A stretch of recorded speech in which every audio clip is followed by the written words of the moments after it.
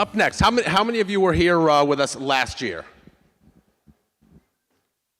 So a bunch of you probably got to enjoy one of the conversations that we had up here, one of the presentations when former World's Most Wanted hacker Jesse Tuttle spoke about his hacking experiences for the first time in a public venue. Do you guys remember that? Yeah, that's good stuff, right?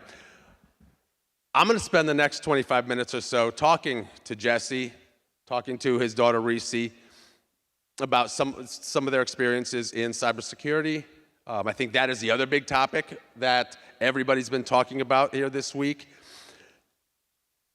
And getting into some of their perspectives on cybersecurity strategies, hacking strategies, or things that you can hopefully avoid as a business owner, as an MSP, as a vendor, and maybe even get some little extra tips and tricks from them coming from the hacker side. So please welcome Jesse and Reese Tutle from AP2T Labs.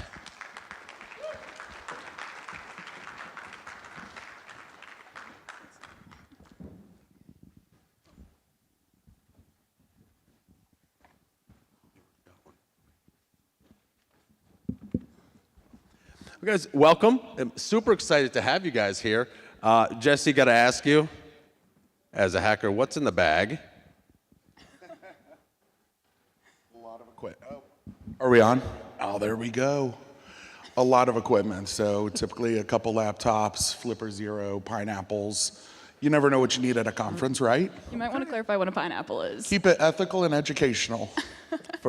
Jesse, for folks who don't know out there, what's a pineapple?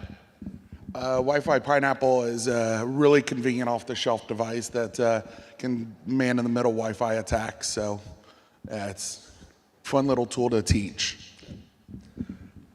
So I think one thing that we didn't get into last year, and I'd love to hear from you.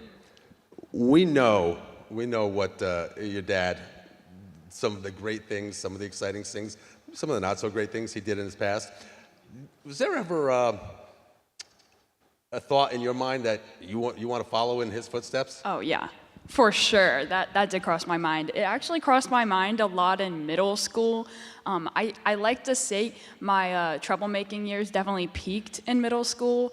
And then high school, I started to level out a bit, get obsessed with boys as one does. However, junior year, I started, browsing the dark web, as I'm assuming most of us here have done on a daily basis, right? Yeah. I'm the only one here doing that. But, think about it. There's a lot of money in that.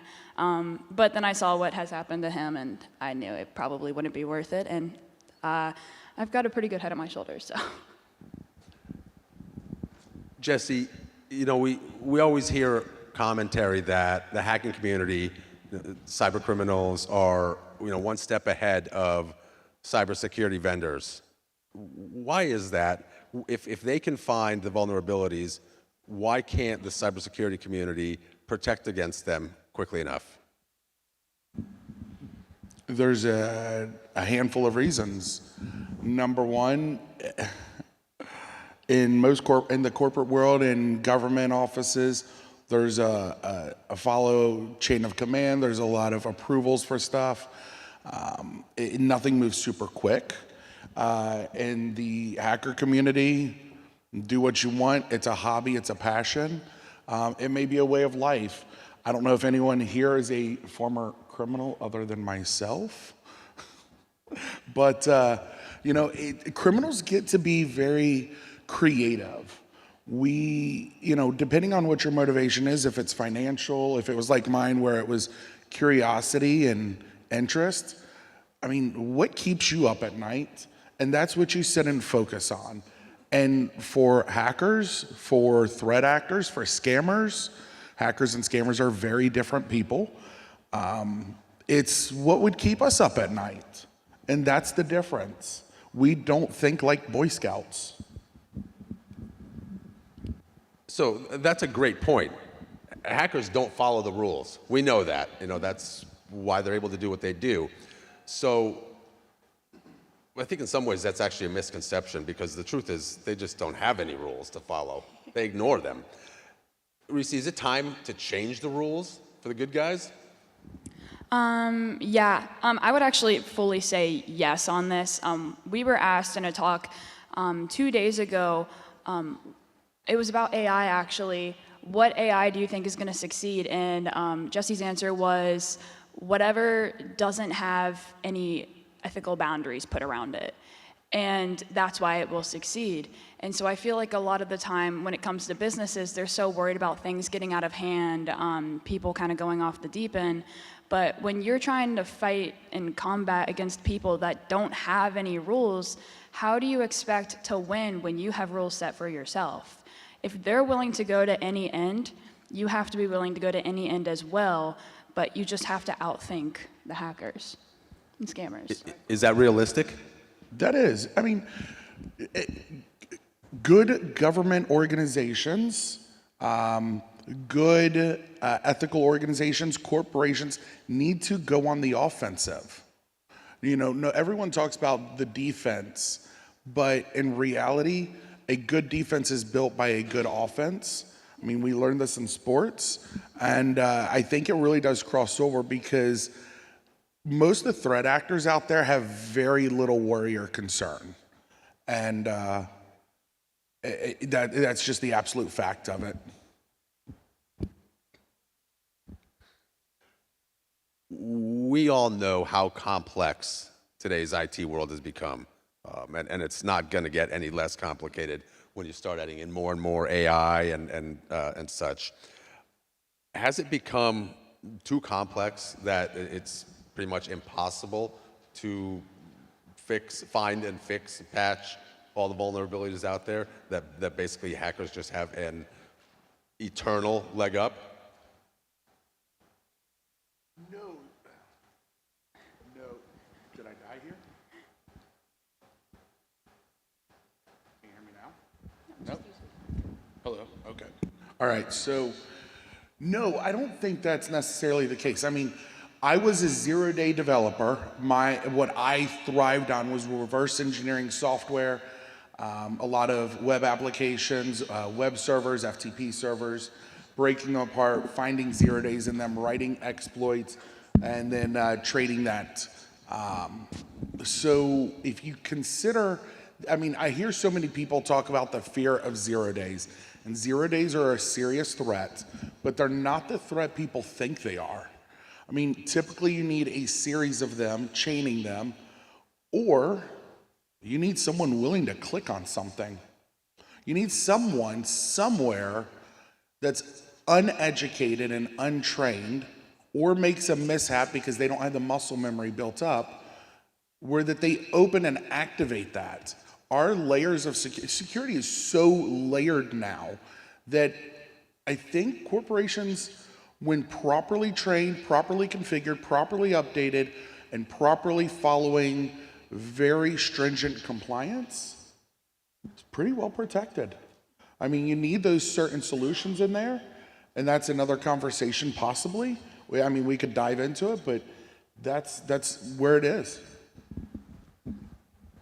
So when we talk about the complexity of the IT environment and the ability or inability for IT teams to find threats and neutralize them, Reese, what can you tell us about where those threats specifically are coming from that IT guys, security guys aren't looking? That's a really good question. When it comes to the actual physical side of that, I think Jesse could answer that. But generally, people. I know it sounds like a broken record, but people again are always your biggest threat, always your biggest vulnerability. And I know IT guys. I see you. It's hard. Yeah, you're trying to train up people to not fall for things like scams, which phishing is the #1 leading cause of companies getting breached, because it always leads into something like ransomware or things of that sort. So yeah, I definitely think the biggest vulnerability is us, and the only way to fix that is to find a competent course or something to be trained. I seriously think I think that's the answer. You know what, I would have to, actually, we didn't talk about this at all before, and I would double down on that.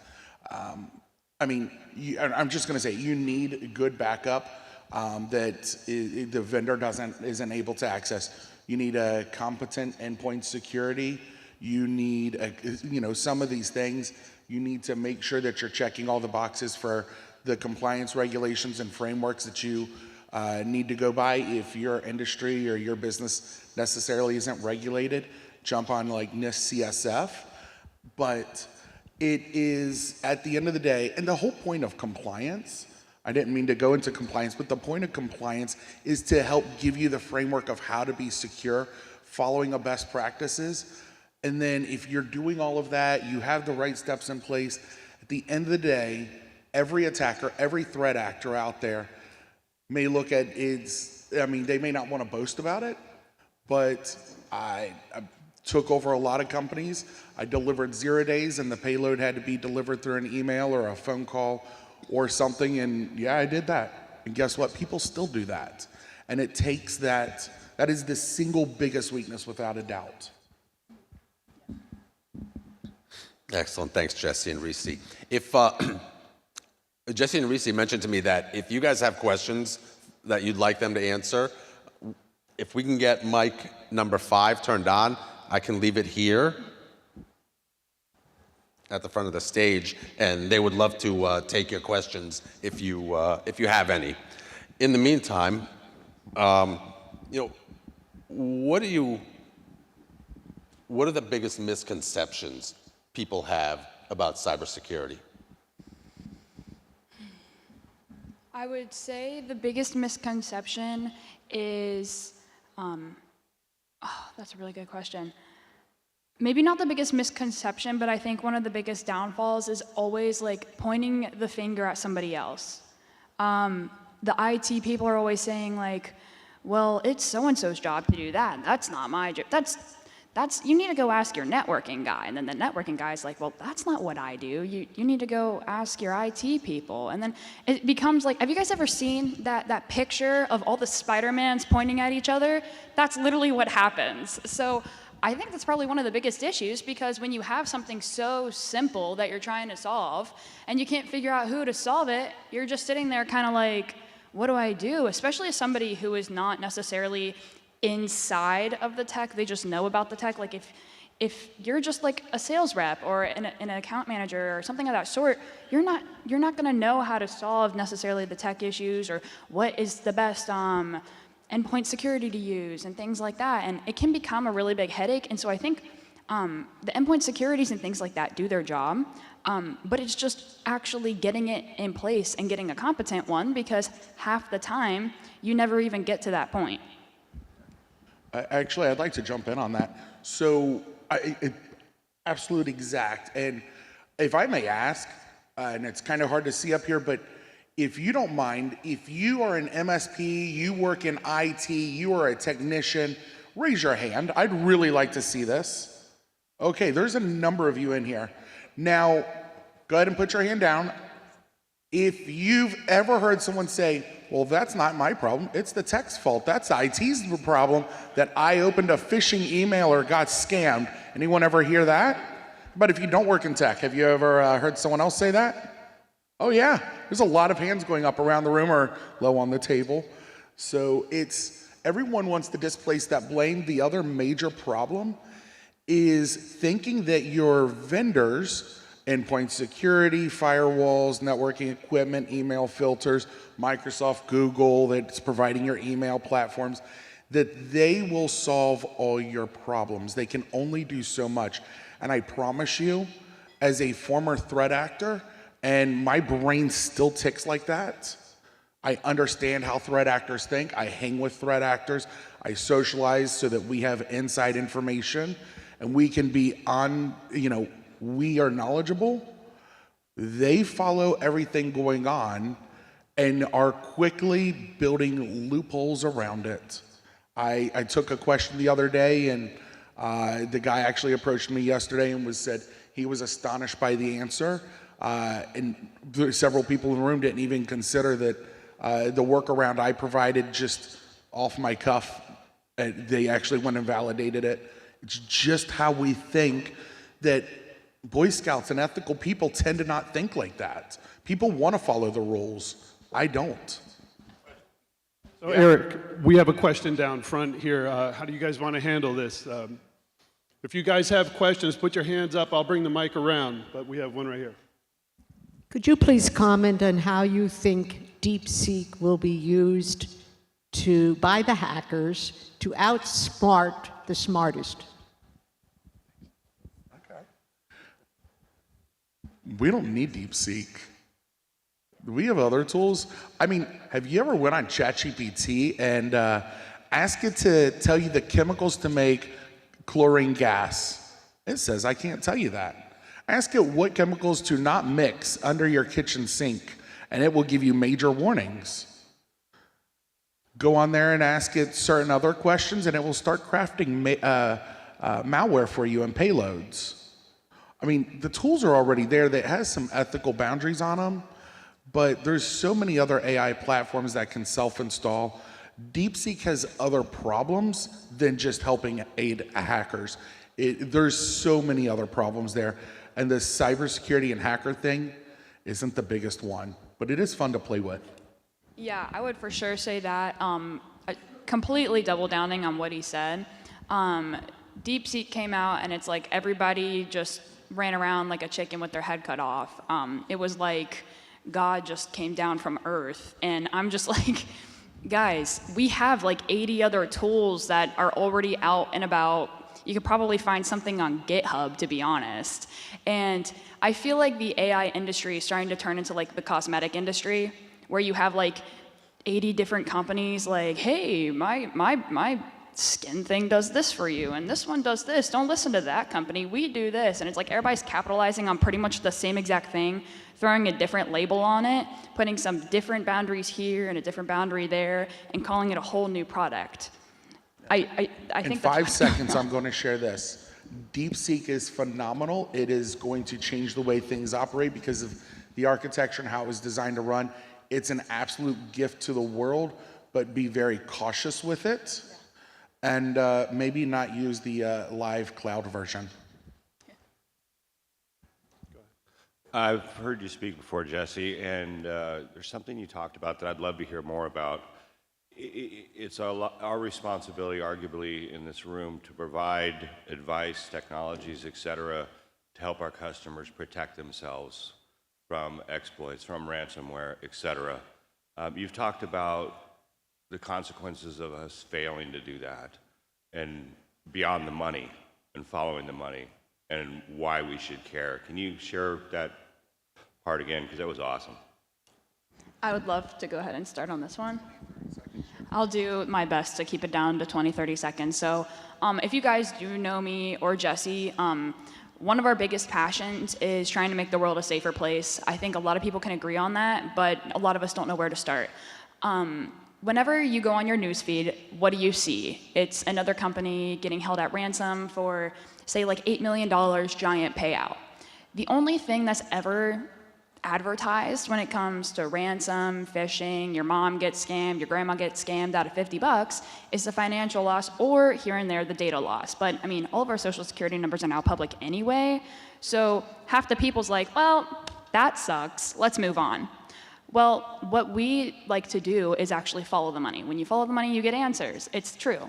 So what is your money being used for? And a little bit of a warning here, it's a little disturbing. A lot of the money does get used for things like slavery and sex trafficking and running a lot of like drug cartels, the illegal gun trade, things like that. When you get scammed out of $8 million, that's probably 20,000 people getting sold. And when you put it in perspective like that, it really pulls a lot of ethical and moral strings for me. And that's a lot of why I also am so focused on cybersecurity and more of the scamming aspect of things, because it really goes super, super deep. And that's never what the news outlets talk about. That's never what anybody, like any company talks about. So, yeah. We were at ITEXPO last year talking. We had a number of people referred to us afterwards. And we sat and worked with them, talked with them. And we didn't actually realize the impact that was having on human lives, the number of people that commit suicide, the number of people that's sold into slavery, literally, the number of people, and so it sounds weird, but I mean, I had a hard time understanding this, but there is some groups, rather large, boasting, up to 30,000 members worldwide, scamming groups that practice a belief of sacrificing animals and humans to get better returns. Interpol has documented this, the U.S. Department of Justice. I shared tons of resources the other day, and that's not something I don't think most of our brains can comprehend. You get that, hey, you didn't pay that Florida toll text message. You click on it, you pay your $50, and how many lives did you just buy? And that's a real thing that no one talks about. But the documentation's out there. We work to find it, and we work to educate about this.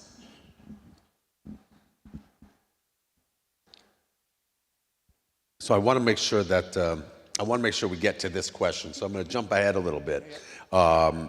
For everybody out in our audience, what's the one piece of cybersecurity advice you wish they would all follow? Number one piece of cybersecurity advice is make sure you're not following the trends. Make sure what you're doing is actually competent. I know I've said that word a lot, but it's true. And also, when it comes to, like I said, people are the biggest threats. I know a lot of people provide things like phishing training. Who gets scam calls on the daily? Who gets those like text messages from UPS? Who knows somebody or has had their Instagram or Facebook account or something of that sort hacked? Who knows a company who does simulations that's beyond just email? If you don't, find one. Because you need to find a company that's doing the same thing that the scammers and the hackers are doing. And if you're not prepared. And I really think we need to move beyond checking a box for insurance and actually trying to solve the problem. You will hear us harp a little bit on training, and it's because it is an existential threat. It's a major problem because when you start looking at how do you point the finger at other people when everyone should take their own responsibility. I mean, a sales rep has access to PII data, personally identifiable data, and they say, hey, that's not my job. You have a CEO that has an assistant and says, hey, that's the IT's department job, and IT says that's cyber, and his assistant and the CEO's opening and clicking on things and losing tons of money and giving up massive amounts of data. This is all an educational problem. I didn't actually necessarily realize it was an educational problem until Reese and I started working on this. Yeah, and one more quick thing. You never want to put the carriage before the horse. Like I said, almost every single breach starts with a phishing attack. If you're so focused on, well, how do we stop the breaches? Well, we need this provider, we need this service, we need this endpoint security, we need this firewall, we need this VPN, we need this. Okay, well, what about the exact people that literally allow them to come into your system? How do you stop that? That's why we harp on the training so much, because you got to stop it at the first point, and we are the first point. So Where's the next? We know what's happening now. We know where the threats are emerging. Where's the next big threat coming from? I'm still learning a lot more about this because I research it almost every day. Quantum, for sure. I think quantum is probably going to be the next big thing. I know we've been saying that for a really long time. I actually just started working in a research project heavily, IEEE, P1947. Definitely go check that out. Fantastic project. But we are now writing the standards for quantum cybersecurity. Why are we doing that? Because we're now starting to see a need for it within the next couple of years. We have threat actors, quantum level threats. I know AI and things of that sort is also going to elevate to that level too. And we need to be prepared for that. And there needs to be some sort of, I don't know, knowledge when it comes to quantum. I feel like quantum is like such a weird thing. You know, everybody doesn't really know what it is. It's a super fast computer. I think that's the overall understanding of quantum. So if you want to know the next big thing when it comes to threat actors, yeah, it's quantum threat actors and quantum cybersecurity. If you want to hear more about quantum cybersecurity, don't miss a session that Reese and Dr. Keeper Sharkey are putting on later this afternoon. I think it's 12 o'clock over in 1 o'clock in Grand A. Do we have a question up here? That's Dr. Keeper. Oh, thank you. Okay, Jesse, can we, given what Reese just said about quantum, the way we've seen threats and threat actors evolve, is it even realistic that we can ever have a truly secure society? That's a loaded question. I actually was hoping you may not get to that because it's a hard answer. No, we cannot. But we need to move forward in technology. We need to take the people that don't think like Boy Scouts and give them a financial reason to not commit crimes.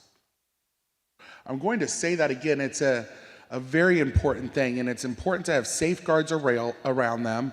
You have those guardrails up. Make sure that they understand their place, their role, their lane. But take people like me, and this is not an employment pitch. I'm very happy, but I know a lot of people that they're threat actors or former threat actors, and that's hackers, scammers, all sorts of people. But give them an opportunity to grow past that. Most threat actors are financially driven. I was not. There is other people like me that we're just driven out of curiosity. Most of you techie nerds out there that's been in tech since the 80s and 90s, a lot of you have been stopping and talking with me. I love it. But your drive and passion is the same as mine. I don't care about money at the end of the day. I care about the excitement of the adventure of knowledge and understanding. But there's most threat actors are money-based. Give them the financial incentive to move beyond what they think is their only possibility. Yeah, I completely agree on that. Definitely, I know it's very, very hard for people with a history to move beyond that because I know employers, companies are, obviously very dodgy around that because it's like, how do we know we can trust you considering? But if they are never given any other opportunities in life, how can they see anything else as an option than just their criminal activity? The other thing is, I think, like he said, most people are financially driven.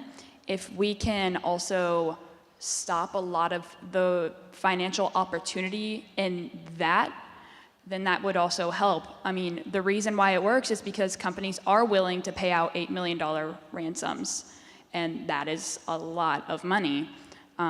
So yeah, they're financially driven because it works, and we allow it to be able to work. So I think we need to cut off their financial income from what they're currently doing and have open arms to allow them to move beyond what they're currently doing. I want to just throw one important thing in there. When you bring on a threat actor, a former threat actor, and you're trying to help them move forward, embrace them, but give them a handler. It is, so I was a threat actor at my first knock on the door talk last year was FBI. The special agent I worked with as my handler, and when I became a intelligence asset, gave me, flexibility to operate and think how I want without putting me in a corner and boxing me in, provided me amazing pay, but then at the same time would sit and coach me. We'd sit and over lunch and talk about ethics. We would sit and talk about staying in my lane and keeping the eyes on the prize and the goal and what my mission statement of life should be. And I learned so much from that guy. I'm so thankful for him. 2 years later, when I had my third knock on the door, I ended up in a huge legal battle. My probation officer, while I was on house arrest, he would sit there and talk to me about beliefs and thoughts and morality. And it changed so much about me because I did not think like a Boy Scout, so I didn't necessarily have those moral boundaries as saying, I shouldn't be going into these military and NASA and university and government servers and, taking, I've hacked systems in more than 200 countries and on 6 continents. I believe I even hit Antarctica, so I'm not sure that system was there, but it was an Antarctica top-level domain. I learned a lot, though, because these people did this for me, and I know other former threat actors that it's happened to them, and it's a good thing. And guess what? That's going to make the world a different place. For the corporate side, it's going to move it forward. Thanks, Jesse. Thanks, Reese. I have a feeling we could have this conversation for another 30, 60, 90 minutes or more. Unfortunately, we do need to move on with our programming today. Jesse and Reese, thank you both for joining me. If you have more questions, you want to chat with them, catch up with them at the AP2T Labs booth in the exhibit hall. As I mentioned, the Quantum Cybersecurity session in our cybersecurity program over in Grand A. And you can also catch Reese on stage at our startup pitch competition after the show floor closes, Idea Showcase, right up here in the Floridian Ballroom tonight at 5 o'clock. Thanks, guys. Thank you.